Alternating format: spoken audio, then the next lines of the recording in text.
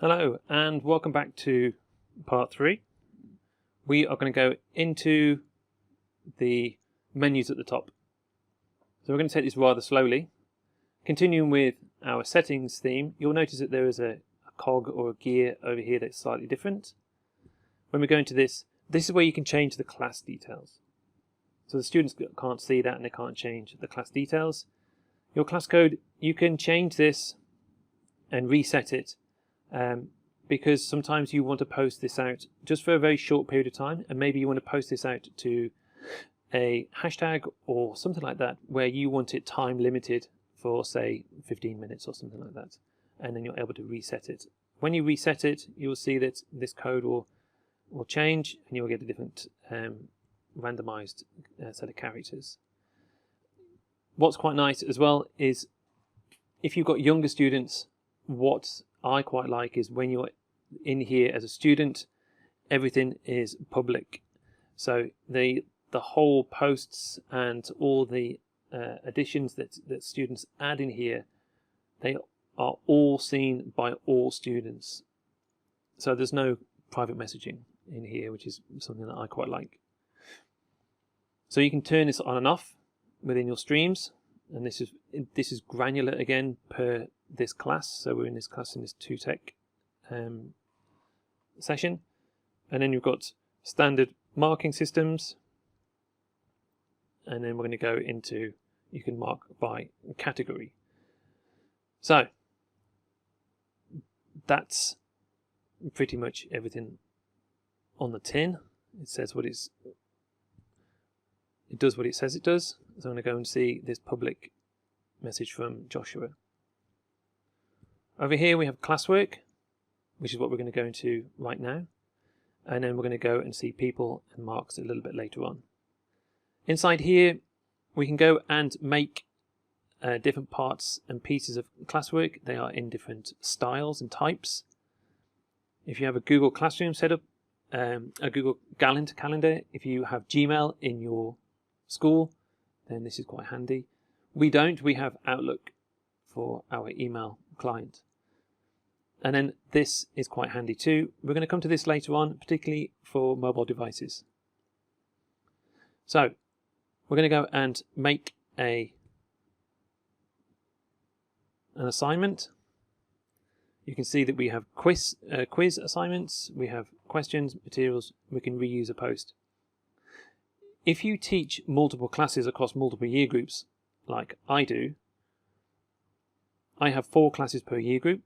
Therefore, I can use one post and reuse it across all classes, which is extremely, extremely handy. And then we can go make a topic. So let's do this first, and we'll call this Tech 101.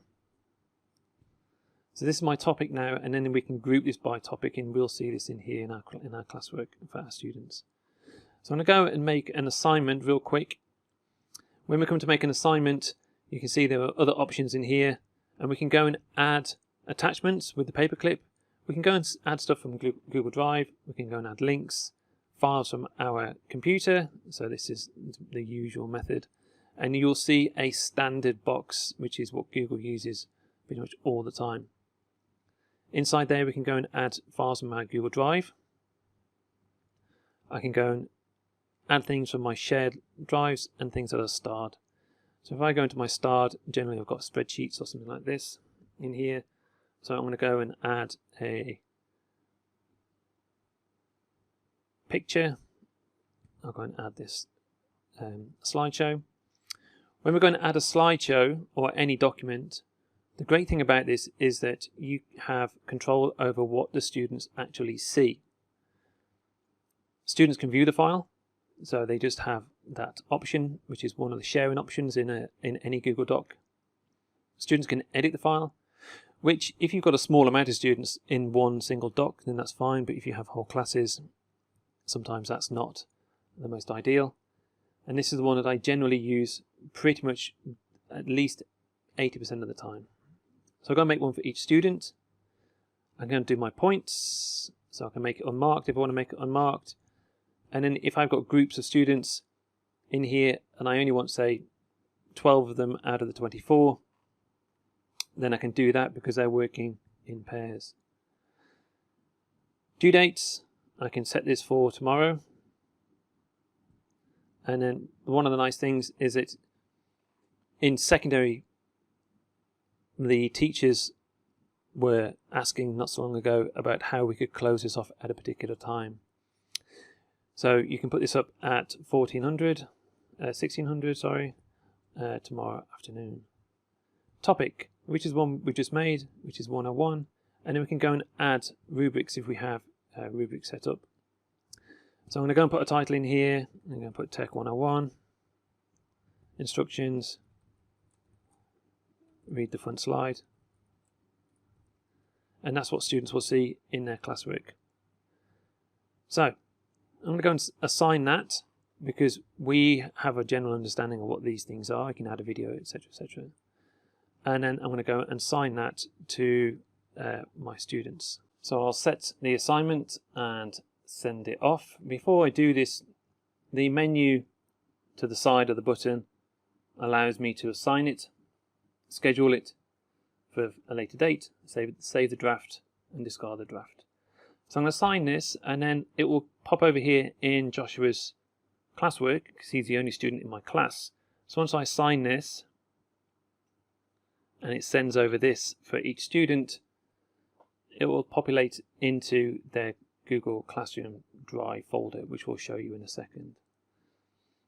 So this has been set now for Joshua. We'll go into his classwork and he will see all his classwork in here once it's been assigned. I'm just going to go and refresh this page.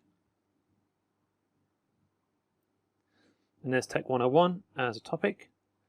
And then if the student is the first time in here, they will have pop-ups like this to show them where they are and what's new. So I've got that. I'm going to go to Tech 101. There's the instructions. It's assigned to the student, and then Joshua will have this copy to himself. We'll continue to look at this in a second so that we get a student view of assignments and work.